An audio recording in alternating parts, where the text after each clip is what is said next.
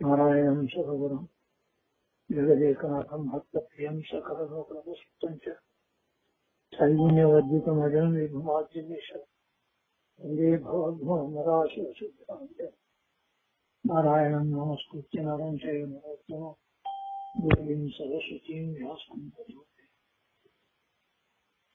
देवं नारायणं नत्वा सर्वदोषविमोचितं परिपूर्णं गुरुनिष्ठां गीतात्ममक्षां देशितः समस्तगुणसम्पूर्णं सर्वदोषविवर्जितं नारायणं नमस्कृत्य गीतातात्पर्यमुच्यते विष्णु लक्ष्मीनारायणं नत्वा सर्व पूर्णबोधान् गुरूनपि कुर्मः श्रीकृष्णगीताया साक्षात्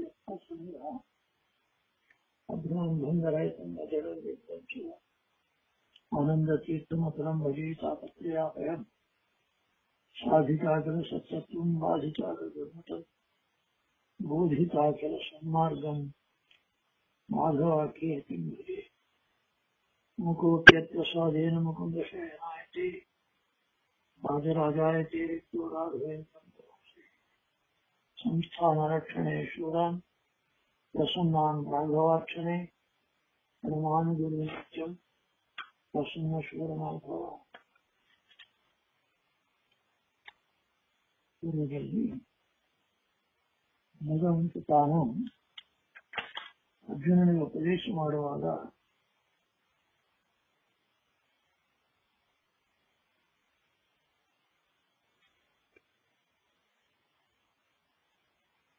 ಚಾತುರ್ವರ್ಣ್ಯವನ್ನು ನಾನೇ ಸೃಷ್ಟಿ ಮಾಡಿದೆ, ಯಾವುದರ ಆಧಾರದ ಮೇಲೆ ಮಾಡಿದೆ ಎಂಬುದಕ್ಕೆ ಗುಣ ಕರ್ಮಗಳನ್ನು ಆಧಾರವಾಗಿಟ್ಟುಕೊಂಡು 4 ವರ್ಣಗಳನ್ನು ಸೃಷ್ಟಿ ಮಾಡಿದೆ. ಗುಣಕರ್ಮ ವಿಭಾಗಶಃ ಚಾತುರ್ವರ್ಣ್ಯ ಮಯಾ ಸೃಷ್ಟಂ ಗುಣಕರ್ಮ ವಿಭಾಗಶಃ तस्य कर्तारमपि मां विद्धि ಅಕರ್ತಾರಂ ಅವ್ಯಯಂ. ಮೊದಲನೆಯ ಪಂಕ್ತಿಯಲ್ಲಿ ಚಾತುರ್ವರ್ಣ್ಯ ಸಮುದಾಯದ ಸೃಷ್ಟಿಯನ್ನು ಹೇಳ್ತಾರೆ. ಎರಡನೆಯ ಪಾದದಲ್ಲಿ ನಾನು ಮಾಡಿದೆ ಅಂತ ಹೇಳಿ ನಾನು ಅಕರ್ತ ಎಂದು ಕರೀತಾರೆ. ನಾನು ಮಾಡಿದೆ ಅಂತ ಹೇಳ್ತಾರೆ, ಅಕರ್ತ ಎಂತಲೂ ಕರೀತಾರೆ.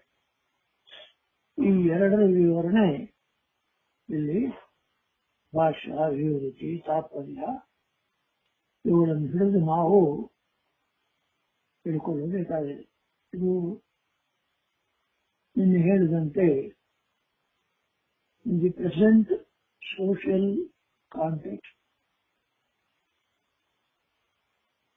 is controversial. ಅನೇಕರ ಪ್ರಶ್ನೆ, ಈ 4 ವರ್ಣಗಳಲ್ಲಿ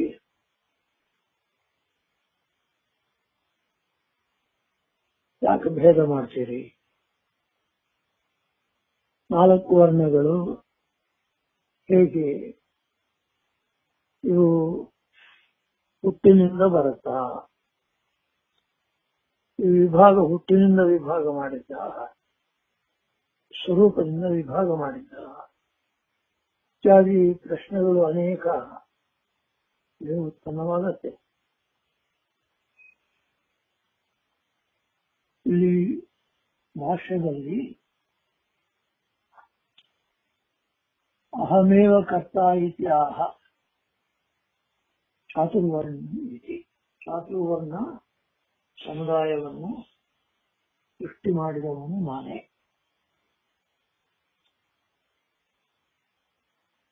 ಚಾತುರ್ವರ್ಣ ಸಮುದಾಯ, ಈ ಚಾತುರ್ವರ್ಣ ಅಂದ್ರೆ 4 ವರ್ಣಗಳ ಸಮುದಾಯವನ್ನು ಸೃಷ್ಟಿ ಮಾಡಿದವನು ನಾನೇ. ಈ 4 ವರ್ಣಗಳಲ್ಲಿ ಬ್ರಾಹ್ಮಣ, ಕ್ಷತ್ರಿಯ, ಶೂದ್ರ, ವೈಶ್ಯ, ಶೂದ್ರ ಅಂತ ಇದೆ. ಗುಣಗಳನ್ನು ಹಿಡಿದು ಕರ್ಮಗಳನ್ನು ಹಿಡಿದು ನಾನು ಮಾಡಿದೆ. ಇಲ್ಲಿ ಗುಣಗಳು ಸತ್ವರಜಸ್ತಮೋ ಗುಣಗಳು, ಕರ್ಮಗಳು ಶಮದಮಾದಿಗಳು. ಈ ಎರಡರ ಆಧಾರದ ಮೇಲೆ ನಾನು 4 ವರ್ಣಗಳನ್ನು ಸೃಷ್ಟಿ ಮಾಡಿದೆ. ಭಾಷ್ಯದಲ್ಲಿ ಇದನ್ನು ಕುರಿತು ಹೇಳ್ತಾರೆ. ಸಾತ್ವಿಕೋ ಬ್ರಾಹ್ಮಣ, ಸಾತ್ವಿಕ ರಾಜಸಃ ಕ್ಷತ್ರಿಯ, ರಾಜಸ ತಾಮಸೋ ವೈಶ್ಯ, ತಾಮಸಃ ಶೂದ್ರ ಇತಿ ಗುಣ ವಿಭಾಗ. ಇಲ್ಲಿ ಸಾತ್ವಿಕರು ಬ್ರಾಹ್ಮಣರು, ಸಾತ್ವಿಕ ರಾಜಸರು ಕ್ಷತ್ರಿಯರು, ರಾಜಸ ತಾಮಸರು ವೈಶ್ಯರು, ತಾಮಸರು ಶೂದ್ರರು. ಇದರನ್ನು ನಾನಿಟ್ಟುಕೊಂಡು ಈ ರೀತಿಯಾದ ವಿಭಾಗವನ್ನು ಮಾಡಿದೆ. ಕರ್ಮ ವಿಭಾಗಸ್ತು ಶಮೋದಮ ಇತ್ಯಾದಿನ ವಕ್ಷತೆ. ಕರ್ಮ ವಿಭಾಗವನ್ನು ನಾವು ಶಮದಮಾದಿ ಕರ್ಮಗಳನ್ನು ಹಿಡಿದು ವಕ್ಷತೆ ಹೇಳಲ್ಪಡುತ್ತೆ. ಅಂದ್ರೆ ಇನ್ನು ಮುಂದೆ ಹೇಳ್ತೇವೆ ಅಂತ 18ನೇ ಅಧ್ಯಾಯದಲ್ಲಿ ಬರುತ್ತೆ ಅದು. ಇವಾಗ ಏನು ಅಂತಂದ್ರೆ, ರಾಜಸ ಗುಣ ಇರ್ತಕ್ಕಂತಹ ದೇವತೆಗಳು ಸಾತ್ವಿಕರು, ಮನುಷ್ಯರು ರಾಜಸರು. ಆದ ಕಾರಣ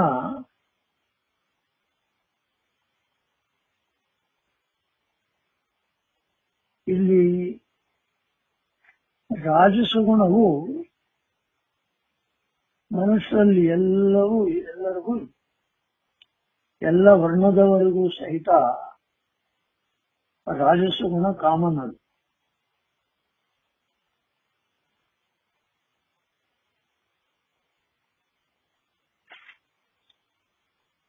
ಇನ್ನು ಮಿಕ್ಕ ಗುಣಗಳು ಸತ್ವ ತಮಸ್ಸು, ಈ ಎರಡರ ಕಾಂಬಿನೇಷನ್ ಬರುತ್ತೆ ಮುಂದೆ. ರಜೋಗುಣ ಕಾಮನ್ 4 ವರ್ಣಗಳಲ್ಲಿಯೂ. ರಜೋಗುಣ ಇರುವವರು ಮನುಷ್ಯರು, ನರರು. ರಜೋಗುಣ ಉಳ್ಳವರು ನರರು. ಈ ರಜೋಗುಣದ ಜೊತೆಗೆ ಸಾತ್ವಿಕ ತಾಮಸ ಗುಣಗಳ ಕಾಂಬಿನೇಷನ್ ಹಿಡಿದು 4 ವರ್ಣಗಳನ್ನು ಸೃಷ್ಟಿ ಮಾಡ್ತೇನೆ. ಇಲ್ಲಿ ಈ ಶ್ಲೋಕದಲ್ಲಿ ಗುಣ ವಿಭಾಗವನ್ನು ಮಾಡಿ ಕರ್ಮ ವಿಭಾಗವನ್ನು ಮುಂದೆ 18ನೇ ಅಧ್ಯಾಯದಲ್ಲಿ 42ನೇ ಶ್ಲೋಕದಿಂದ 3 ಶ್ಲೋಕಗಳಲ್ಲಿ ಹೇಳ್ತಾರೆ. ಯಾವ ಯಾವ ವರ್ಣದವರು ಯಾವ ಯಾವ ಕರ್ಮಗಳನ್ನು ಮಾಡ್ತಾರೆ ಅಂತ ಅನ್ನೋದನ್ನು ಹೇಳ್ತಾರೆ. ಇಲ್ಲಿ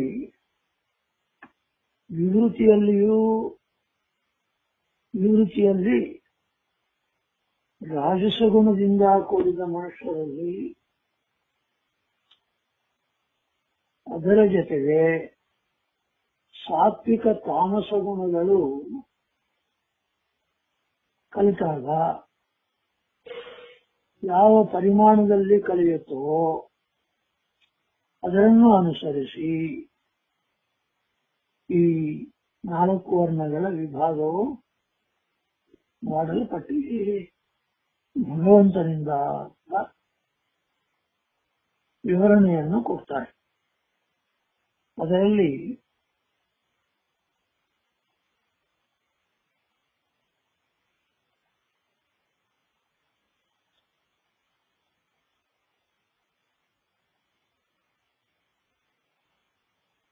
ತತ್ರ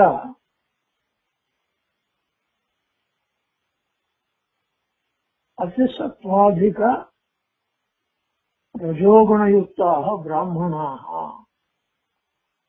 ಅತಿಸತ್ವ ಅಧಿಕ ರಜೋಗುಣಯುಕ್ತಾಃ ಬ್ರಾಹ್ಮಣಾಃ. ಬ್ರಾಹ್ಮಣರಲ್ಲಿ ಈ ಗುಣಗಳ ಬೆರಕೆ ಹೇಗಿರುತ್ತೆ ಅಂತಂದ್ರೆ ಕೇಳ್ತಾರೆ. ರಜೋಗುಣಕ್ಕಿಂತ ಸತ್ವಗುಣವು ಅಧಿಕವಾಗಿದ್ದರೆ, ಅತಿ ಸತ್ವಾಧಿಕ ರಜೋಗುಣಯುಕ್ತ, ರಜೋಗುಣಕ್ಕಿಂತ ಹೆಚ್ಚು ಸತ್ವಗುಣ ಇದ್ದರೆ ಅವರನ್ನು ಬ್ರಾಹ್ಮಣ ಅಂತ ಕರೀತಾರೆ. ಅದೇ ರೀತಿಯಾಗಿ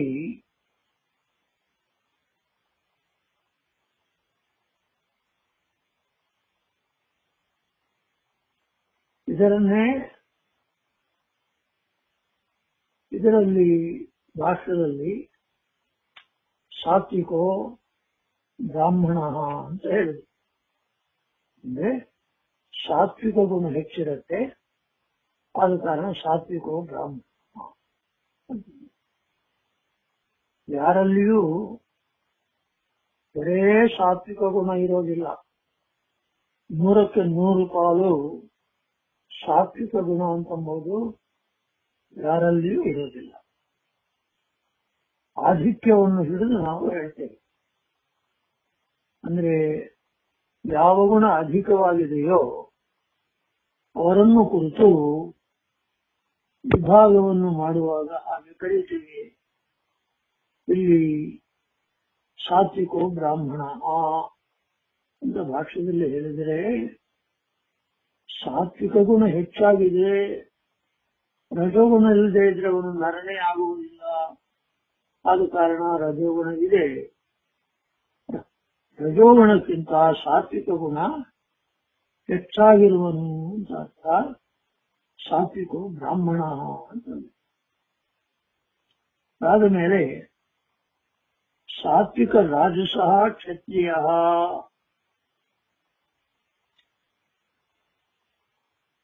ಕ್ಷತ್ರಿಯರನ್ನು ಕುರಿತು ಹೇಳುವಾಗ ಸಾತ್ವಿಕ ರಾಜಸಃ ಅಂದ್ರೆ ರಜೋಗುಣಕ್ಕಿಂತ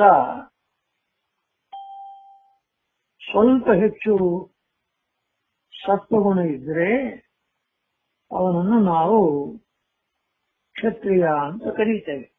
ನಿವೃತ್ತಿ ಹೀಗಿರುತ್ತೆ.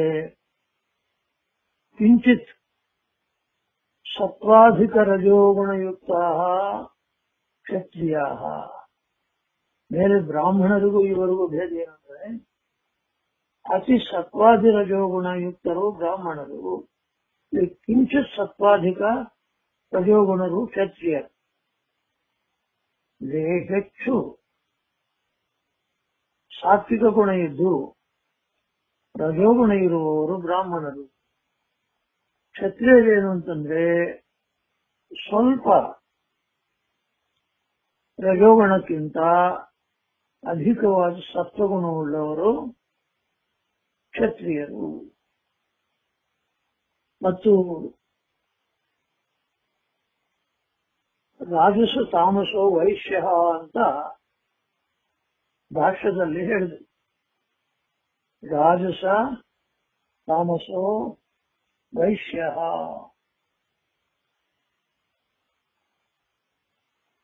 ಇಲ್ಲಿ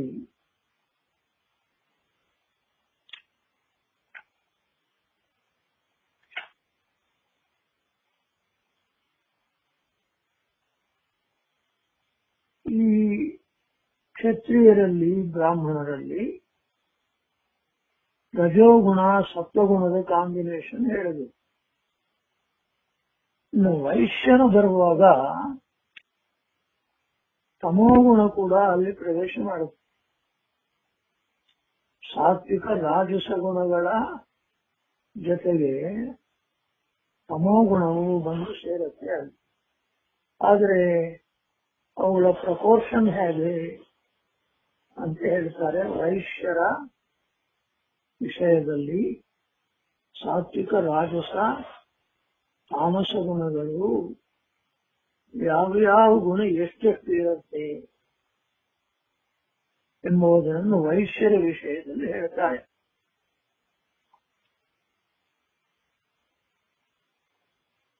ತಮೋಗುಣಕ್ಕಿಂತ ಅಧಿಕವಾದ ಸತ್ವಗುಣ, ಅಧಿಕವಾದ ರಜೋಗುಣ ಇದ್ದರೆ ಅವರು ವೈಶ್ಯರು. ಸರಿಯಾಗಿ ಕೇಳಿಸ್ಕೊಳ್ಳಿ. ಸತ್ವಗುಣ ಅಧಿಕವಾಗಿದ್ದು ರಜೋಗುಣ ಕಮ್ಮಿ ಇದ್ದರೆ,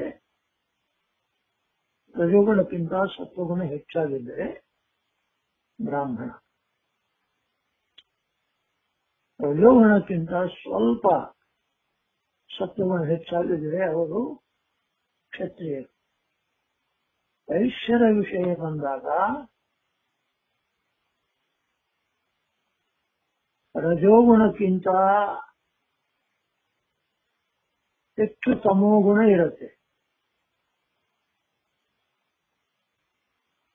ತಮೋಗುಣಕ್ಕಿಂತ ಹೆಚ್ಚು ಸತ್ವಗುಣ ಇರುತ್ತೆ. ರಜೋಗುಣಕ್ಕಿಂತ ಹೆಚ್ಚು ತಮೋಗುಣ, ತಮೋಗುಣಕ್ಕಿಂತ ಹೆಚ್ಚು ಸತ್ವಗುಣ. ಇವರನ್ನು ವೈಶ್ಯರು ಅಂತ ಕರೀತಾರೆ. ರಜೋಗುಣ ಇದೆ, ರಜೋಗುಣ ಒಂದಾದರೆ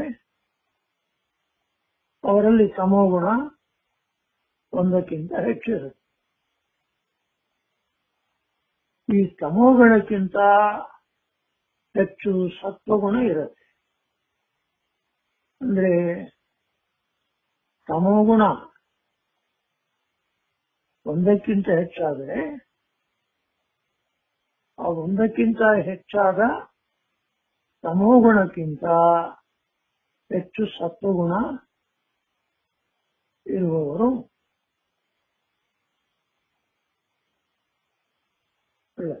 ತಮೋಗುಣಕ್ಕಿಂತ ಅಧಿಕವಾದ ಸತ್ವಗುಣ, ರಜೋಗುಣಗಳು ಇವೆರಡು ಇದ್ದರೆ ವೈಶ್ಯರು ಅಂತ ಹೇಳಿ. ಅಂದ್ರೆ ರಜೋಗುಣ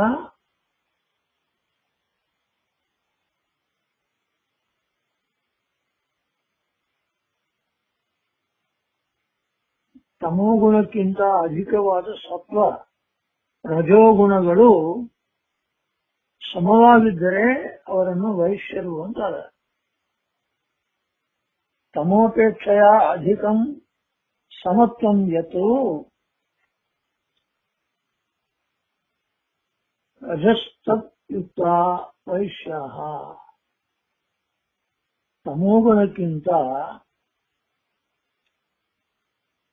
ತಮೋಪೇಕ್ಷೆಯ ಅಧಿಕಂ ಸಮತ್ವಂ ಯತ್ ರಜಸ್ತಯುಕ್ತ ವೈಶ್ಯಾಃ.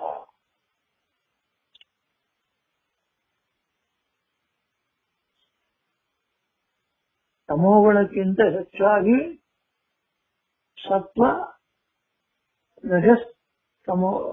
ರಜೋಗುಣಗಳು ಸಮವಾಗಿದ್ದರೆ ವೈಶ್ಯರು. ತಮೋಗುಣ ಬಂದು ಸೇರಿತು ವೈಶ್ಯರಲ್ಲಿ ಮೂರನೆಯದು. ಆದರೆ ಆ ತಮೋಗುಣಕ್ಕಿಂತ ಸತ್ವಗುಣ ರಜೋಗುಣ ಹೆಚ್ಚಾಗಿರುತ್ತೆ ವೈಶ್ಯರಲ್ಲಿ. 1 ತಮೋಗುಣ, 2 ಸತ್ವಗುಣ, 2 ರಜೋಗುಣ ಸಮವಾಗಿರುತ್ತೆ. 2 ಸತ್ವ ರಜೋಗುಣಗಳು, ಒಂದು ತಮೋಗುಣ. ತಮೋಗುಣಕ್ಕಿಂತ ಹೆಚ್ಚಾಗಿ ಸತ್ವಗುಣ, ರಜೋಗುಣ ಅವು ಸಮವಾಗಿದ್ದರೆ ಅವರನ್ನು ವೈಶ್ಯರು ಅಂತ ಕರೀತಾರೆ. ಇನ್ನ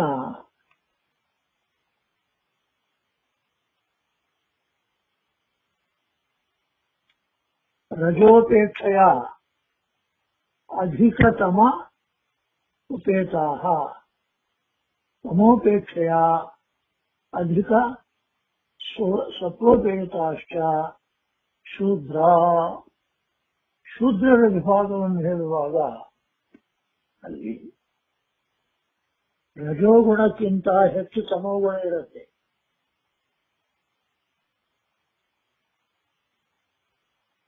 ತಮೋಗುಣಕ್ಕಿಂತ ಹೆಚ್ಚು ಸತ್ವಗುಣ ಇರುತ್ತೆ.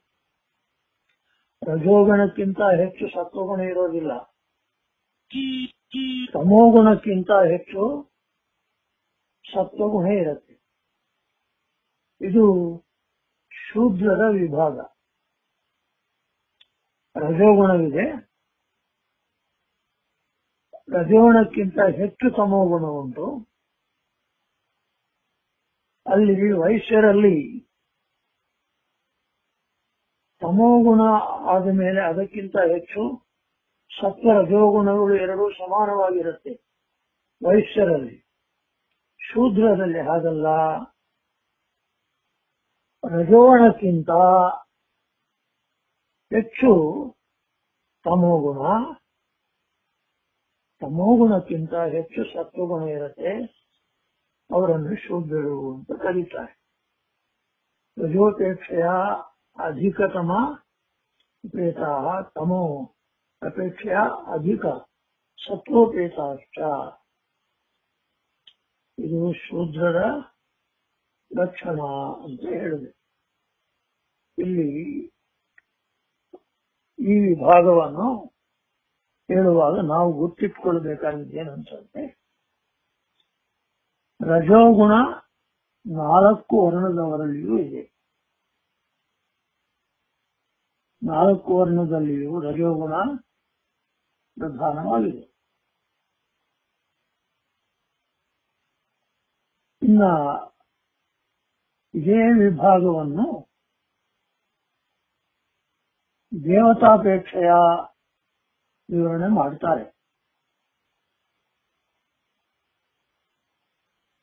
ಒಂದೇನಂದ್ರೆ ಸಾತ್ವಿಕರು, ರಾಜಸರು, ತಾಮಸರು 3 ವಿಧ ಜೀವರು.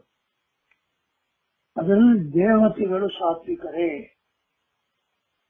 ದೇವತೆಗಳು ವೈಷ್ಣವ ಸಾತ್ವಿಕ ಏವ ತಾಮಸ ಏವ ಅಪರೇ ದೌರ್ಲಭ್ಯ ಸುಲಭತ್ವೇನ ತೇಷಾಂ ಅನ್ನಾದಿಭಿನ್ನತೆ. ಭಾಷ್ಯದಲ್ಲಿ ಹೇಳ್ತಾರೆ,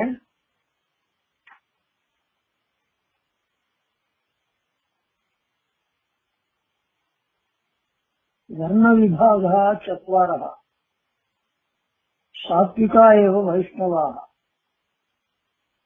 ಸಾತ್ವಿಕರು ವೈಷ್ಣವರು.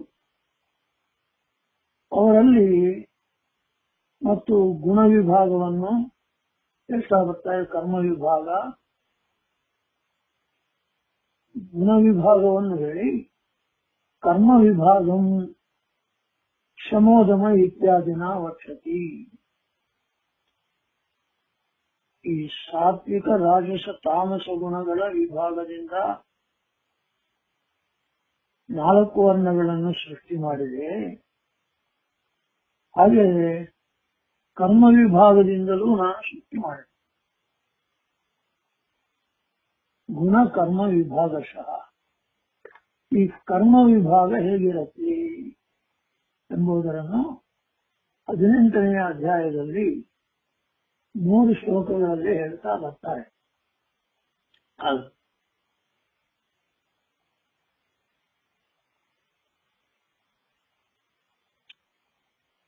ಈ ಕರ್ಮ ವಿಭಾಗವನ್ನು ಹೇಳುವಾಗ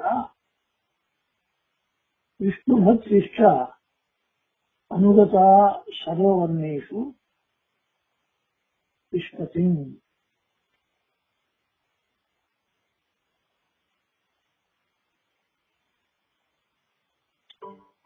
ವಿಷ್ಣು ಭಕ್ತಿ ಅಂತಂಬುದು ಸರ್ವವರ್ಣೇಶು, ಎಲ್ಲ ವರ್ಣಗಳಲ್ಲಿಯೂ ಇರುತ್ತೆ.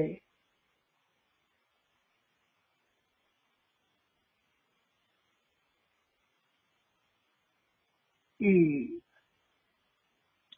18ನೆಯ ಅಧ್ಯಾಯದಲ್ಲಿ ಹೀಗೆ ಬರುತ್ತೆ. ಕರ್ಮ ವಿಭಾಗವು ಹೀಗೆ ಹೇಳ್ತಾರೆ 18ನೆಯ ಅಧ್ಯಾಯದಲ್ಲಿ 3 ಶ್ಲೋಕಗಳು. ತಮೋ ಶಮೋ ದಮಃ ತಪಃ ಶೌಚಂ ಶಾಂತಿ ಆರ್ಜವಮೇವ ಚ ಜ್ಞಾನಂ ವಿಜ್ಞಾನಂ ಆಸ್ತಿಕ್ಯಂ ಬ್ರಾಹ್ಮಣ ಕರ್ಮ ಸ್ವಭಾವಯನ್. ಬ್ರಾಹ್ಮಣ ಕರ್ಮ ವಿಭಾಗವನ್ನು ಅವರ ಸ್ವಭಾವದಿಂದ ಹುಟ್ಟಿದ್ದರನ್ನಾಗಿ ಒಂದು ಶ್ಲೋಕದಲ್ಲಿ ಹೇಳಿದೆ. ಇನ್ನೊಂದು ಶ್ಲೋಕದಲ್ಲಿ ಶೌರ್ಯಂ ತೇಜೋ ಧೃತಿ ದಾಕ್ಷಂ ಯುದ್ಧೇ ಅಪಲಾಯನಂ ದಾನಂ ಈಶ್ವರ ಭಾವಶ್ಚ ಕ್ಷಾತ್ರಂ ಕರ್ಮ. ಇಲ್ಲಿ ಈ ಲಕ್ಷಣಗಳು ಉಳ್ಳವರು ಕ್ಷತ್ರಿಯರ ಕರ್ಮಗಳು ಹೀಗಿರುತ್ತೆ ಅಂತ ಹೇಳಿದರು. ಆದ ಮೇಲೆ ಕೃಷಿ, ಗೋರಕ್ಷಾ, ವಾಣಿಜ್ಯಂ, ವೈಶ್ಯಂ ಕರ್ಮ ಸ್ವಭಾವಜನ್ಯ.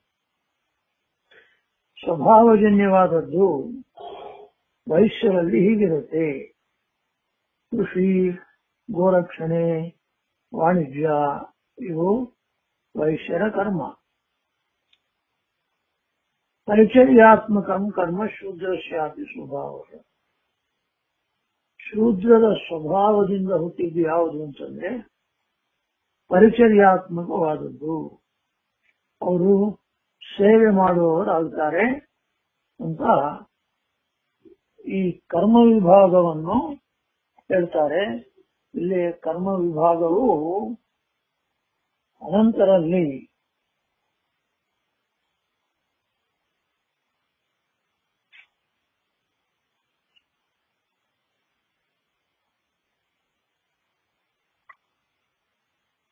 ಕರ್ಮ ವಿಭಾಗವು ಮತ್ತು ಹೇಳ್ತಾರೆ ಈ ಕರ್ಮಗಳು ಸಹಿತ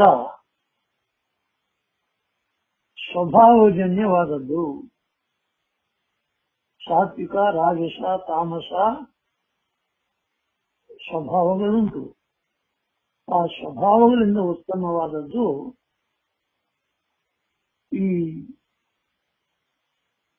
4 ವರ್ಣಗಳಲ್ಲಿಯೂ ಕರ್ಮಗಳು ಅದರ ಮೇಲೆ ಆಧಾರಪಟ್ಟು ಆಗಿರುತ್ತೆ, ಸ್ವಭಾವದಿಂದ ಉತ್ಪನ್ನವಾಗುತ್ತೆ. ಈಗ ಈ ರೀತಿಯಾಗಿ ಹೇಳಿ 2ನೆಯ ಪಂಕ್ತಿಗೆ ತಸ್ಯ ಕರ್ತಾರಮಪಿ ಮಾಂ ವಿದ್ಧಿ ಅಕರ್ತಾರಂ ಅವ್ಯಯಂ. ಚಾತುರ್ವರ್ಣ್ಯಂ ಮಯಾ ಸೃಷ್ಟಂ ಅಂದ್ರು. ಚಾತುರ್ವರ್ಣ್ಯವು ನನ್ನಿಂದ ಸೃಷ್ಟಿಸಲ್ಪಟ್ಟಿತು. ತಸ್ಯ ಕರ್ತಾರಂ ಮಾಂ, ಆ ಸೃಷ್ಟಿ ಕರ್ಮವನ್ನು ನಾನೇ ಮಾಡಿದೆ ಅಂತ ಹೇಳಿ ಅವುಗಳನ್ನು ಸೃಷ್ಟಿ ಮಾಡಿದವನು ನಾನೇ. ಅಷ್ಟೇ ಅಲ್ಲ, ಅಕರ್ತಾರಂ ಅವ್ಯಯಂ ಇತಿ ವಿದ್ಧಿ. ನಾನು ಕರ್ತೃವಲ್ಲ, ಅವ್ಯಯ ಅಂತಲೂ ಸರಿ. ಇಲ್ಲಿ ಕರ್ತಾರಂ ಅಕರ್ತಾರಂ,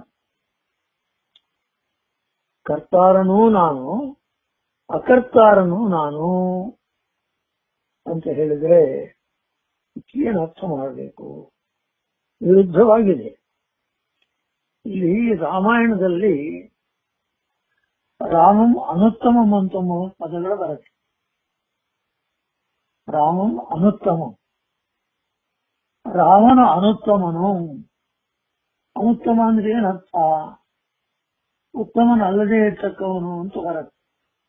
ರಾಮನನ್ನು ಉತ್ತಮ ಅಲ್ಲದೆ ಇರ್ತಕ್ಕವನು ಅಂತ ಹೇಳಿದ್ರೆ ರಾಮಾಯಣವೇ ವ್ಯರ್ಥ, ಬರೀಬೇಕಾಗಿಲ್ಲ. ಅಲ್ಲಿ ಅನುತ್ತಮ ಶಬ್ದಕ್ಕೆ ಈಗ ಅರ್ಥವನ್ನು ಹೇಳ್ತಾರೆ. ರಾಮನಿಗಿಂತ ಉತ್ತಮನು ಇಲ್ಲದೇ ಇರ್ತಕ್ಕವನು ಅನುತ್ತಮ. ಉತ್ತಮ ಯಸ್ಮಾತ್, ಅವನಿಗಿಂತ ಉತ್ತಮನು ಯಾವನಿಲ್ಲವೋ ಅವನು ಅನುತ್ತಮ. ಇಲ್ಲಿ ಅದೇ ರೀತಿಯಾಗಿ ಅಕರ್ತಾರಂ, ನನಗಿಂತ ಕರ್ತೃವಾದವನು ಮತ್ತೊಬ್ಬನು ಇಲ್ಲವೋ, ಆದ ಕಾರಣ ನಾನು ಅಕರ್ತಾರಂ ಅಂತ ಕೃಷ್ಣ ಹೇಳಿಕೊಳ್ತಾನೆ. ಇಲ್ಲಿ ಗುಣವಿಭಾಗವನ್ನು ವಿಸ್ತಾರವಾಗಿ ತಿಳಿಸಿಕೊಟ್ಟ. ಭಾಷ್ಯದಲ್ಲಿ ಸೂಕ್ಷ್ಮವಾಗಿ ಹೇಳಿದ್ದರನ್ನು ಸಾತ್ವಿಕೋ ಬ್ರಾಹ್ಮಣ, ಸಾತ್ವಿಕ ರಾಜಸಃ ಕ್ಷತ್ರಿಯ, ರಾಜಸ ತಾಮಸೋ ವೈಶ್ಯ, ತಾಮಸ ಶೂದ್ರ ಇತಿ ಗುಣವಿಭಾಗ ಹೇಳುವುದರಲ್ಲಿ ನಿವೃತ್ತಿಕಾರರು ವಿಶೇಷವಾಗಿ ಆ ಕಾಂಬಿನೇಷನ್ ಹೇಗಿದೆ ಅಂತ ಅಷ್ಟಕ್ಕೆ ಮುಂಚೆ ನಾವು ಹೇಳಿದಂತೆ ಹೇಳಿದರು. ಅದಾದ ಮೇಲೆ ಕರ್ಮ ವಿಭಾಗವನ್ನು ಮುಂದೆ ಹೇಳ್ತೇವೆ ಅಂತ ಹೇಳಿದ್ರು. ಆ ಕರ್ಮ ವಿಭಾಗ 3 ಶ್ಲೋಕಗಳನ್ನು ನಾವು ಸೂಕ್ಷ್ಮವಾಗಿ ಹೇಳಿದ್ದೇವೆ. ಅದರನ್ನ ಆ ಭಾಗ ಬಂದಾಗ ವಿಸ್ತಾರವಾಗಿ ತಿಳಿಸಿಕೊಡ್ತೇವೆ. ಇಲ್ಲಿ ಕೆಲವು ಪರ್ಟಿನೆಂಟ್ ಕ್ವೆಶ್ಚನ್ಸ್ ಇವೆ. ನಿನ್ನೆ ವಲ್ಲೀಶ್ ಒಂದು ಪ್ರಶ್ನೆ ಮಾಡಿದ್ರು, ಪ್ರತ್ಯೇಕವಾಗಿ ಫೋನ್ ಮಾಡಿ. ಅದು ಪರ್ಟಿನೆಂಟ್ ಕ್ವೆಶ್ಚನ್, ಕೇಳಬೇಕಾದ ಪ್ರಶ್ನೆಯೇ ಅದು. ವಲ್ಲೀಶ್ ಇದ್ದಾರಾ? ಹಲೋ, ಇದೀನಿ ಸ್ವಾಮಿಗಳು. ವಲ್ಲೀಶ್ ಇದ್ದೀರಾ? ಹಾ, ಇದೀನಿ ಸ್ವಾಮಿಗಳು, ಇದೀನಿ. ನಿಮ್ ಪ್ರಶ್ನೆ ಏನು ಹೇಳಿ, ನಿಮ್ಗೆ ಕೇಳಿದ ಪ್ರಶ್ನೆ? ಅದು ನಾವು ಈಗ ಬ್ರಾಹ್ಮಣ ಜಾತಿಯಲ್ಲಿ ಹುಟ್ಟಿರುವಂತವ್ರಿಗೆ ಅಂತವರೊಂದು ನಾವು ಈ ಸಾಮಾಜಿಕ ಗುಣಗಳು ಬೇಕಾದ ಕಂಡಿದ್ದೀವಿ ಲೋಕದ ದೃಷ್ಟಿನಲ್ಲಿ. ಹಾಗೆ ಶೂದ್ರ ಯೋನಿಯಿಂದ ಹುಟ್ಟಿರುವಂತವರಲ್ಲಿ ಸಾತ್ವಿಕ ಗುಣ, ಈ ಕನಕದಾಸರು ಆಮೇಲೆ ನಾರದರು ಇದನ್ನೇ ಕೊಟ್ರಿ, ನೀವು ದೃಷ್ಟಾಂತ ಕೊಟ್ರಿ. ಅದನ್ನ ಹೇಗೆ ನಾವು ಈ ವರ್ಣದ ಪ್ರಕಾರ, ವರ್ಣ ವ್ಯವಸ್ಥೆ ಪ್ರಕಾರ, ಗುಣಕರ್ಮದ ವರ್ಣದ ವ್ಯವಸ್ಥೆ ಪ್ರಕಾರ ನಾವು ಯೋಜಿಸ್ಕೋಬೇಕು ಅನ್ನೋದು ಪ್ರಶ್ನೆ ಹೇಳಿದ್ದೆ ಸ್ವಾಮಿಗಳೇ. ಇಲ್ಲಿ ವಲ್ಲೀಶ್ ಕೇಳುವ ಪ್ರಶ್ನೆ ಏನು ಅಂತಂದ್ರೆ, ನಾವು ಪ್ರಪಂಚದಲ್ಲಿ ನೋಡ್ತಾ ಇದ್ದೇವೆ, ಶೂದ್ರರಲ್ಲಿ ಬರೀ ಸಾತ್ವಿಕ ಗುಣಗಳು ಇದ್ದಾರೆ, ಅದೇ ಬ್ರಾಹ್ಮಣರಲ್ಲಿ ತುಂಬಾ ಕೆಟ್ಟವರು ಇದ್ದಾರೆ. ಇದಕ್ಕೆ ನಿಮ್ಮ ಗುಣ ವಿಭಾಗ ಹೇಗೆ ಸಮಾಧಾನವನ್ನು ಹೇಳುತ್ತೆ ಅಂತ ಪ್ರಶ್ನೆ. ಬ್ರಾಹ್ಮಣರಲ್ಲಿ ತುಂಬಾ ಕೆಟ್ಟವರಿದ್ದಾರೆ, ಶೂದ್ರ ಗುಣ ತಮೋಗುಣ ಇರ್ತಕ್ಕವರಿದ್ದಾರೆ, ಶೂದ್ರರಲ್ಲಿ ಸಾತ್ವಿಕ ಗುಣ ಇರೋರು ಇದ್ದಾರೆ. ನೀವೇನೋ ವರ್ಣ ವಿಭಾಗವನ್ನು ಹೇಳಿ ಅವರವರಲ್ಲಿ ಈ ಗುಣಗಳ ಸಮ್ಮೇಳನ ಕಾಂಬಿನೇಷನ್ ಇರುತ್ತೆ ಅಂತ ಹೇಳಿದ್ರಿ. ಅದಕ್ಕೆ ವಿರುದ್ಧವಾಗಿ ನಾವು ಇಲ್ಲಿ ನೋಡ್ತಾ ಇದ್ದೇವೆ. ಈ ಶ್ಲೋಕನ ಹಿಡಿದುಕೊಂಡು ಈಗ ಅರ್ಥ ಹೇಳಬೇಕಾಗುತ್ತೆ. ಒಂದು ಗೊತ್ತಿಟ್ಕೊಳ್ಬೇಕು, ಗುಣಗಳು ಸ್ವಾಭಾವಿಕವಾದದ್ದು. ಅಂದ್ರೆ ಜೀವರ ಸ್ವಭಾವಕ್ಕೆ ಸಂಬಂಧಪಟ್ಟಿದ್ದು ಗುಣಗಳು. ಬ್ರಾಹ್ಮಣ, ಕ್ಷತ್ರಿಯ, ವೈಶ್ಯ, ಶೂದ್ರ ಎನ್ನುವುದು ವರ್ಣಗಳು ಅವರ ಸ್ವರೂಪ ಗುಣಗಳನ್ನು ಹಿಡಿದು ಮಾಡಿದ್ದು. ಶೂದ್ರರಲ್ಲಿ ಸಾತ್ವಿಕರು ಇದ್ದಾರೆ, ಬ್ರಾಹ್ಮಣರಲ್ಲಿ ತಾಮಸರು ಇದ್ದಾರೆ. ಎಲ್ಲಿ ಅದು ಕಾಣೋದು? ನಮಗೆ ಕಾಣೋದು ಇಲ್ಲಿ ಪ್ರಾಕೃತವಾಗಿ ದೇಹ ವಿಭಾಗವನ್ನು ಮಾಡಿದಾಗ ನಮಗೆ ಇಲ್ಲಿ ಕಾಣ್ತಾ ಇರೋದು ಅದು. ಆದರೆ ಭಗವಂತ ಈ ಚಾತುರ್ವರ್ಣ್ಯವನ್ನು ಸೃಷ್ಟಿ ಮಾಡಿದ್ದು ಮೂಲ ರೂಪದಿಂದ, ಜೀವರ ಮೂಲ ರೂಪದಿಂದ ಸೃಷ್ಟಿ ಮಾಡಿದ್ದು. ಇದಕ್ಕೆ ಕೆಲವು ಉದಾಹರಣೆಗಳನ್ನು ನಾವು ಕೊಡ್ತೇವೆ.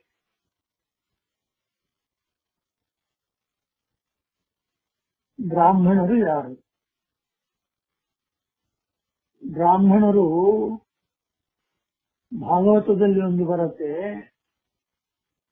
ಒಬ್ಬ ಬ್ರಾಹ್ಮಣ ಒಂದು ಕ್ರಿಮಿಯಾಗಿ ಹುಟ್ಟಿದ, ಒಂದು ಹುಳುವಾಗಿ ಹುಟ್ಟಿದ್ದಾನೆ. ಇದರನ್ನು ನೋಡ್ತಾ ಇದ್ದೇವೆ ನಾವು. ಆದರೆ ಅವನ ಸ್ವರೂಪ ಯಾವುದು? ಸಾತ್ವಿಕ, ಸಾತ್ವಿಕ, ರಾಜಸ. ಬ್ರಾಹ್ಮಣನಲ್ಲಿ ಯಾವ ರೀತಿಯಾಗಿ ಈ ಗುಣಗಳು ಸಮ್ಮೇಳನ ಇರುತ್ತೋ ಅದಕ್ಕೆ ಭಿನ್ನವಾಗಿ ಈ ನಮಗೆ ಕಾಣುವಂತಹ ವ್ಯಕ್ತಿಗಳಲ್ಲಿ ಇರುತ್ತೆ. ಅದಕ್ಕೆ ಏನ್ ಹೇಳಬೇಕು ಅಂತಂದ್ರೆ, ನಮಗ ಕಾಣುವುದು ಇಲ್ಲಿ ಲೌಕಿಕವಾಗಿ, ಔಪಾಧಿಕವಾಗಿ ಅಂತ ಕರೀತಾರೆ. ಅದನ್ನು ಹೇಳ್ತಾರೆ ಇಲ್ಲಿ ಭಾಷೆಯಲ್ಲಿ ಔಪಾಧಿಕ ಅಂತಾರೆ. ಔಪಾಧಿಕ ಅಂತಂದ್ರೆ ಉಪಾಧಿ, ಮೆಟೀರಿಯಲ್ ಕಾಸ್. ಇವಾಗ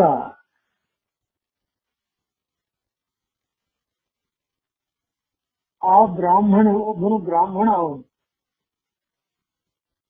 ಅವನಿಗೆ ಮಾಡಿದ ಕರ್ಮದಿಂದ ಅವನು ಕ್ರಿಮಿಯಾಗಿ ಹುಟ್ಟಿದ. ಆದರೆ ಅವನು ಬ್ರಾಹ್ಮಣ ಸ್ವರೂಪ ಹೋಗಿಲ್ಲ. ಅವನಿಗೆ ಮೋಕ್ಷ ಕೊಡುವಾಗ ಭಾಗವತದಲ್ಲಿ ಬರುತ್ತೆ, ಅವನಿಗೆ ಮೋಕ್ಷ ಬರಬೇಕಾದ್ರೆ ಪುನಃ ಅವನು ಆ ಸ್ವರೂಪದವನೇ ಆಗಿರಬೇಕು. ಅದಕ್ಕೆ ಭಾಗವತದಲ್ಲಿ ಹೇಳ್ತಾರೆ, ಆ ಕ್ರಿಮಿಗೆ ರಾಜ್ಯವನ್ನು ಪಾಲನೆ ಮಾಡುವಂತೆ ಮಾಡಿ, ಶಾಸ್ತ್ರದಲ್ಲಿ ಬಂದಿದೆ, ಈ ಜನ್ಮದಲ್ಲಿಯೇ ನಿನಗೆ ಮೋಕ್ಷವನ್ನು ಕೊಡಬಲ್ಲವನು ನಾನು, ಆದರೆ ಕೊಡೋದಿಲ್ಲ. ನಿನ್ನ ಮೂಲ ರೂಪ ಬ್ರಾಹ್ಮಣನೇ. ಅಂದ್ರೆ ಸ್ವರೂಪತಃ ಇಲ್ಲಿ ಹೇಳಿದ ಲಕ್ಷಣಗಳು ಉಳ್ಳವನು. ಬ್ರಾಹ್ಮಣನಾಗಿಯೇ ಮೋಕ್ಷ ಬರಬೇಕು. ಮೋಕ್ಷ ಬರಬೇಕಾದರೆ ಬ್ರಾಹ್ಮಣನಾಗಿಯೇ ಮೋಕ್ಷ ಬರಬೇಕೇ ಹೊರತು ಈ ಉಪಾಧಿ ಇಂದ ಬಂದ ಈ ಜನ್ಮಗಳಿಂದ ಅಲ್ಲ.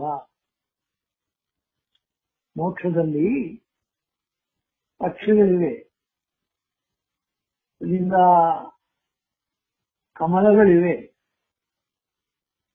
ಇವೆಲ್ಲವೂ ಸ್ವರೂಪತಃ ಅವು ಕಮಲವೇ, ಸ್ವರೂಪತಃ ಅವು ಪಕ್ಷಿಗಳೇ. ಅವರಿಗೆ ಮೋಕ್ಷ ಬರುವಾಗ ಆ ಪಕ್ಷಿ ರೂಪದಿಂದಲೇ ಮೋಕ್ಷ ಬರುತ್ತೆ ಅವರಿಗೆ, ಕಮಲ ಜೀವದಿಂದಲೇ ಮೋಕ್ಷ ಬರುತ್ತೆ ಅವರಿಗೆ. ಹಾಗೆ ಬ್ರಾಹ್ಮಣನಿಗೂ ಸಹಿತ ಶಾಪಾದಿಗಳಿಂದ ಬೇರೆ ಜನ್ಮ ಬಂದಾಗ ಅವರಿಗೆ ಆ ಜನ್ಮದಿಂದ ಮೋಕ್ಷ ಇಲ್ಲ. ಅವರ ಸ್ವರೂಪ ಹೇಗೋ ಅದೇ ರೀತಿಯಾಗಿ ಅವರಿಗೆ ಮೋಕ್ಷ ಬರುತ್ತೆ. ನಿನ್ನೆ ಇದು ವಲೀಸ್ ಕೇಳಿದ್ರಲ್ಲಿ ಒಂದು ಉದಾಹರಣೆ ಕೊಟ್ಟು, ಕನಕದಾಸರಿದ್ದಾರೆ, ಅವರು ಶೂದ್ರರು. ನಿಮ್ಮ ಗುಣ ವಿಭಾಗ ಅಲ್ಲಿ ಅಪ್ಲೈ ಮಾಡಬಹುದಾ? ಗುಣ ವಿಭಾಗವನ್ನು ಅಲ್ಲಿ ಅಪ್ಲೈ ಮಾಡುವುದು ಇಲ್ಲಿ ಅಲ್ಲ, ಸ್ವರೂಪದಿಂದ ಗುಣ ವಿಭಾಗವು ಉಪಾಧಿ ನಿಮಿತ್ತಕವಾಗಿ ಒಬ್ಬ ಶೂದ್ರನಲ್ಲಿ ಹುಟ್ಟಿದ ಕಾರಣ ಅವನನ್ನು ಶೂದ್ರ ಅಂತ ಹೇಳಬಾರದು.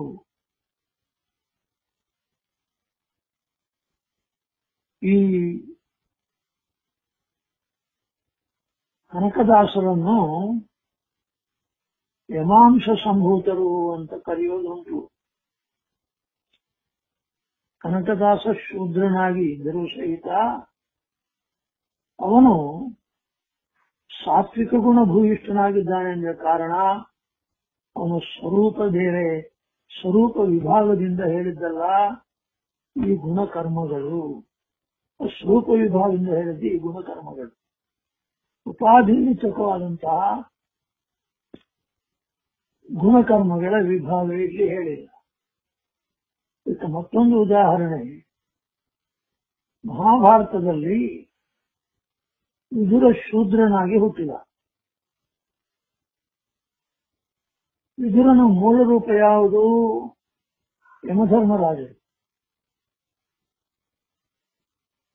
ಮಾಂಡವ್ಯರ ಶಾಪದಿಂದ ಯಮಧರ್ಮರಾಜರು ವಿದುರನಾಗಿ ಶೂದ್ರ ಯೋನಿಯಲ್ಲಿ ಹುಟ್ಟಿದರು.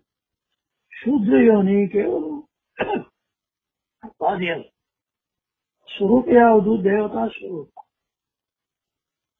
ಈ ಗುಣಕರ್ಮ ವಿಭಾಗಗಳು ಸ್ವರೂಪಕ್ಕೆ ಸಂಬಂಧಪಟ್ಟಿದ್ದೇ ಹೊರತು ಇಲ್ಲಿ ಹುಟ್ಟಿದ ಜನ್ಮದ ಪ್ರಕಾರವಲ್ಲ. ಇದು ನಾವು ಗಮನದಲ್ಲಿ ಇಟ್ಕೊಳ್ಬೇಕು. ಆಯ್ತಾ ವಲೀಶ್? ಸ್ವಾಮಿಗಳು, ವೆರಿ ಗುಡ್ ಕ್ಲಾರಿಫಿಕೇಶನ್ ಸ್ವಾಮಿಗಳು.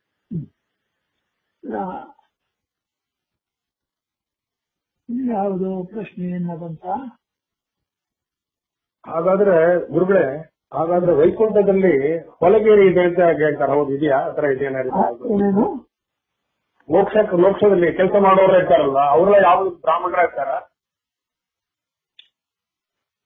ವೈಕುಂಠದಲ್ಲಿ ಕೆಲಸ ಮಾಡುವವರು ಬ್ರಾಹ್ಮಣರ.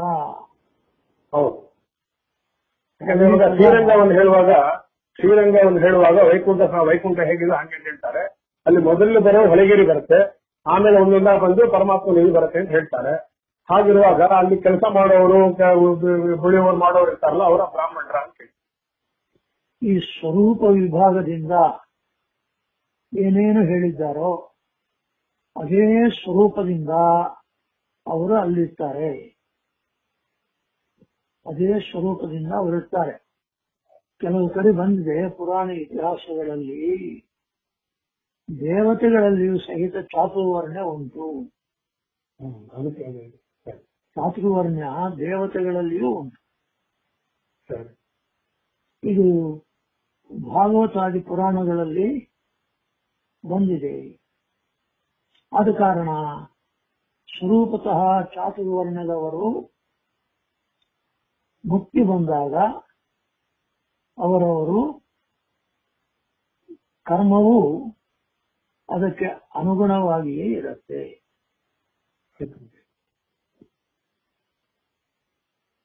ಇನ್ನೇನಾದರೂ ಪ್ರಶ್ನೆ ಉಂಟಾ? ಹಲೋ.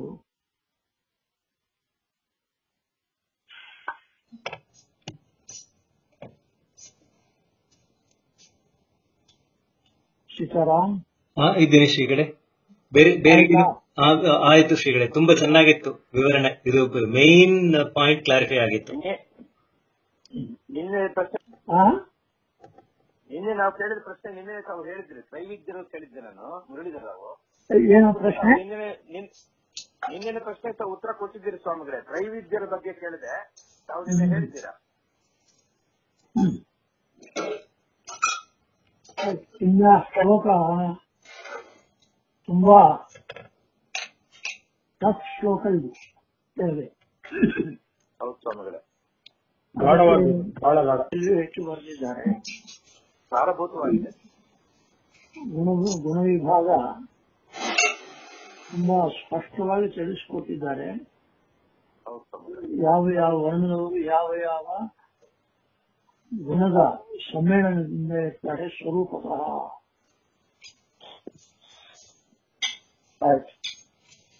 ಈ ಗರುಡ ಗಿರಿಜರಿದ್ದಾರ? ಗಿರಿಜರ್ ಅಂತ ಕೇಳ್ತಾ ಇದ್ರು ಸ್ವಾಮಿಗಳು. ಇದೀರಿ. ಹಲೋ, ಗಿರಿಧರ್ ಇದ್ದಾರೆ ಶ್ರೀಗಳೇ, ಗಿರಿಧರ್ ಇದ್ದಾರೆ. ಅವರು ಇಂಗ್ಲಿಷ್ ನಲ್ಲಿ ಟ್ರಾನ್ಸ್ಲೇಟ್ ಮಾಡ್ತಾ ಇದ್ದಾರೆ ಗೀತಾ ಶ್ಲೋಕಗಳನ್ನು.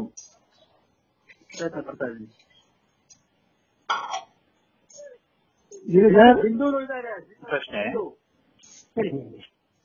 Is it clear? Hello, clear ಆಗಿದೆ. ಅದೇ ನಿನ್ನೆ ನೀವು ಒಂದು ಕ್ಲಾರಿಫಿಕೇಶನ್ ಕೊಟ್ಟ ರೆಲೆವೆನ್ಸ್ ಆಫ್ ದಿ ಶ್ಲೋಕ ಅಲ್ಲಿ ಅರ್ಜುನ ಕ್ಷತ್ರಿಯ ಅಂತ. ಅಂದ್ರೆ ನಾವು ಇವತ್ತು ತಿಳಿದ ಪ್ರಕಾರ ಅವನು ಕ್ಷತ್ರಿಯನಾಗಿರೋದು ಅವನ ಗುಣಕರ್ಮದಿಂದ ಹೊರತು ಅವನ ಹುಟ್ಟಿನಿಂದ ಅಲ್ಲ. ಹುಟ್ಟಿನಿಂದ ಅಲ್ಲ.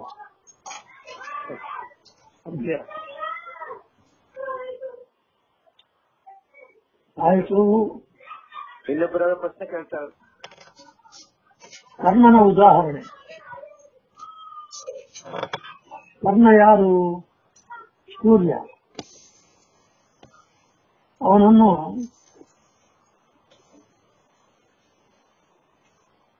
ಈ ಸೂತನನ್ನಾಗಿ ಹೇಳಿದರು.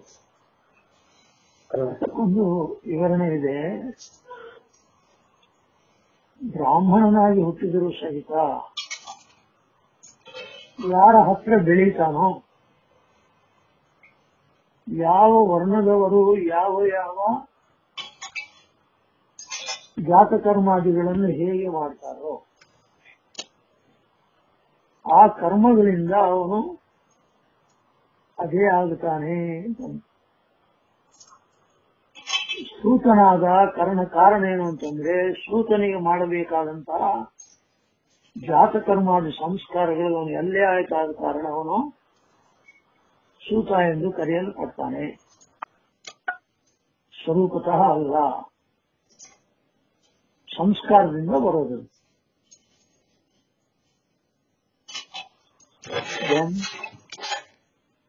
ಸ್ವಾಮಿಗಳೇ, ಈಗ ಇವರು ಗರುಡಶೇಷ ರುದ್ರಾಜ್ ದೇವತೆಗಳೆಲ್ಲ ಅವರು ಯಾವ ವರ್ಣಕ್ಕೆ ಸೇರಿದ್ದವರು ಅವರಲ್ಲ? ಯಾರು? ಗರುಡಶೇಷ ರುದ್ರಾದಿಗಳು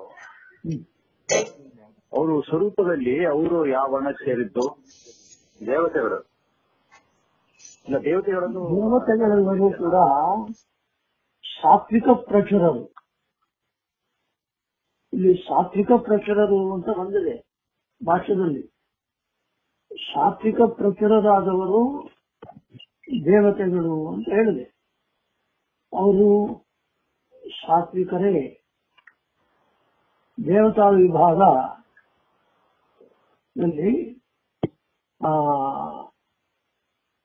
ಇಲ್ಲಿ ಭಾಷ್ಯದ ಒಂದು ವಾಕ್ಯವನ್ನು ಹೇಳ್ತೇವೆ.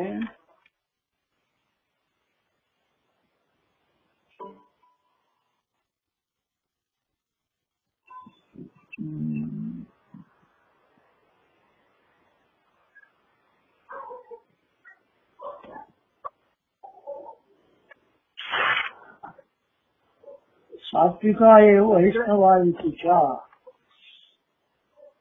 ಇಲ್ಲಿ ನೋಡಿದ್ವಿ ನಾವು.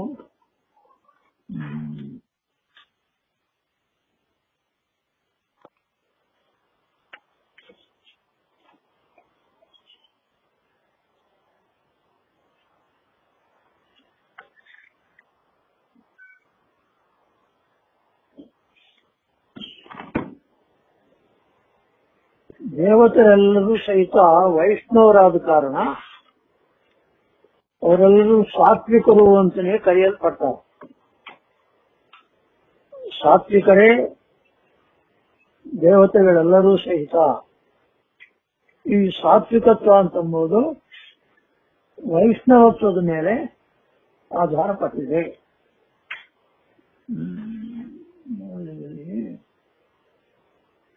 ಹೇಳ್ತಾರೆ ಸಾತ್ವಿಕ ಏವ ವೈಷ್ಣವ ಇತಿ ಚ. ಭಾಷೆಯಲ್ಲಿ ತಾತ್ಪರ್ಯದಲ್ಲಿ ಮಾತಿದು. ಈತ ತಾತ್ಪರ್ಯದಲ್ಲಿ ಹೇಳ್ತಾರೆ ಸತ್ವ ಸತ್ವಾಧಿಕ ರಜೋ ರಜೋಭಿ ತಮಸಾ ತಥಾ ವರ್ಣ ವಿಭಕ್ತ ಚತ್ವಾರ. ಈ ಕಾಂಬಿನೇಷನ್ ಇಂದ ನಾವು ವರ್ಣಗಳನ್ನು ಹೇಳಿದ್ದೇವೆ. ಇಲ್ಲಿ ಸಾತ್ವಿಕ ಏವ ವೈಷ್ಣವ ಇತಿ ಚ. ಇಲ್ಲಿ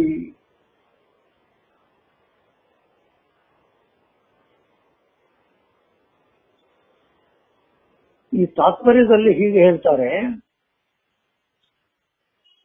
ಒಂದು ಸಾತ್ವಿಕರು, ರಾಜಸ ಸಾತ್ವಿಕರು ಅಂತ ಒಂದು ಜೀವರಲ್ಲಿ ರಾಜಸ ಸಾತ್ವಿಕರು, ಅವರು ಮುಕ್ತಿಯೋಗ್ಯರು. ಇನ್ನ ರಾಜಸರು, ರಾಜಸ ತಾಮಸರು, ಇವರು ನಿತ್ಯ ಸಂಸಾರಿಗಳು.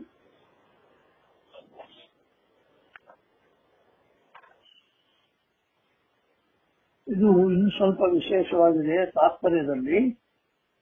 ಅದನ್ನು ನಾಳೆ ಸ್ವಲ್ಪ ವಿವರಣೆ ಕೊಡೋಣ. ಇವತ್ತಿಂದು ಪ್ರವಚನಕ್ಕೆ ಸಂಬಂಧಪಟ್ಟಿದ್ದು ಅದೇ ನೀವು ಈ ಅಕರ್ತಾರಂ ಅಂತ ಏನ್ 13ನೇ ಶ್ಲೋಕದಲ್ಲಿ ಬಂದಿದೆಯೋ, ಸತ್ಯ ಕರ್ತಾರಮಸಿಮಾಂ ವಿದ್ಯಿ ಅಕರ್ತಾರಂ. ಈ ಅಕರ್ತಾರಕ್ಕೆ ಆಮೇಲೆ 11ನೇ ಶ್ಲೋಕದಲ್ಲೇ ಮಮ ವರ್ತ್ಮಾನುವರ್ತಂತೆ ಮನುಷ್ಯ ಪಾತ್ರ ಸರ್ವಶಃ. ಇದು there is an equality, is the same ಏನಂತಾರೆ utterance of the Lord, meaning conveyed by ಮಮ ವರ್ತ್ಮಾನುವರ್ತಂತೆ ಅಕರ್ತಾರಂ. ಇದೆರಡು ಅನ್ವಯ ಆಗತ್ತಲ್ವಾ ಸಿಗರೆ? ಎರಡು ಒಂದೇ. ಅಕರ್ತಾರಂ ಎರಡಕ್ಕೂ ಒಂದೇ ಅರ್ಥ. ಏನಂದ್ರೆ ರಾಮನನ್ನು ಅನುತ್ತಮ ಅಂತ ಹೇಗೆ ಕರೀತೇವೋ, ಇಲ್ಲಿ ಪರಮಾತ್ಮನನ್ನು ಅವನಿಗಿಂತ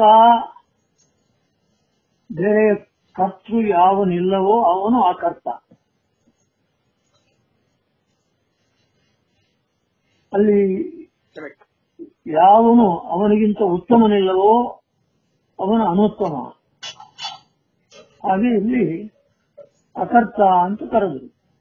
ಪರಮಾತ್ಮನಿಗಿಂತ ಉತ್ತಮನು ಯಾರೂ ಇಲ್ಲ ಕರ್ಮ ಮಾಡುವುದರಲ್ಲಿ. ಸೃಷ್ಟಿ ಮಾಡುವುದರಲ್ಲಿ ಪರಮಾತ್ಮನಿಗಿಂತ ಉತ್ತಮನು ಯಾವನೂ ಇಲ್ಲ. ಆದ ಕಾರಣ ಅಕರ್ತ ಅಂತ ಕರೆದರು.